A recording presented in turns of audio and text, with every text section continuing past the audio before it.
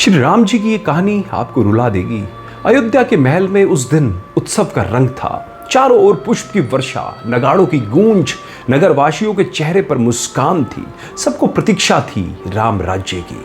राज्याभिषेक की तैयारियां पूरी थी। माता कौशल्या दीप जला रही थी और दशरथ जी की आंखों में संतोष था। पुत्र अब राजा बनेगा। पर नियति ने उस दिन एक और ही योजना रची थी कि कई का वह वचन जो कभी प्रेम में मांगा गया था, आज धर्म की परीक्षा बनकर सामने खड़ा था।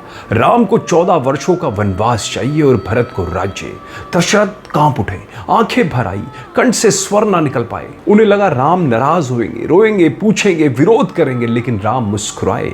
उन्होंने पिता के चरणों में सिर रखा और कहा, यदि पिता ने वचन दिया है तो पुत्र का धर्म है उसे निभाने का। राज्य मेरा नहीं, मर्यादा की संपत्ति है। लक्ष्मण क्रोधित हुए, सीता भी व्याकुल हुई, पर राम का मुख शांत था।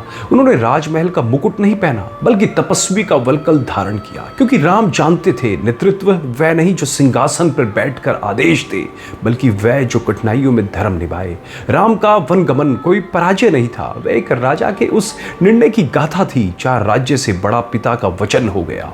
राम ने सिखाया, राजा बनने के लिए मुकुट नहीं, त्याग चाहिए। उन्होंने वह मार्ग चुना जहां कांटे थे, जंगल था, रावण था, बिछो था, लेकिन धर्म की छाया थी।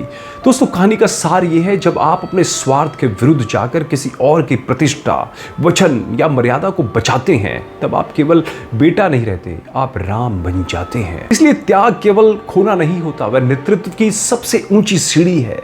श्री राम जी ने राज्य नहीं मांगा, क्योंकि उन्हें पता था जो मर्यादा में जीता है वही एक दिन आदर्श बन जाता है। आज भी जब कोई आदर्श राजा की बात होती है तो लोग सत्ता से नहीं, श्री राम से तुलना करते हैं, क्योंकि उन्होंने सत्ता से अधिक सम्मान की रक्षा की। और यही हमें सिखाता है कि वास्तविक नेतृत्व सिंहासन से नहीं, संस्कारों से चमकता है। इसलिए कमेंट में जय श्री सिया राम जरूर लिखिएगा।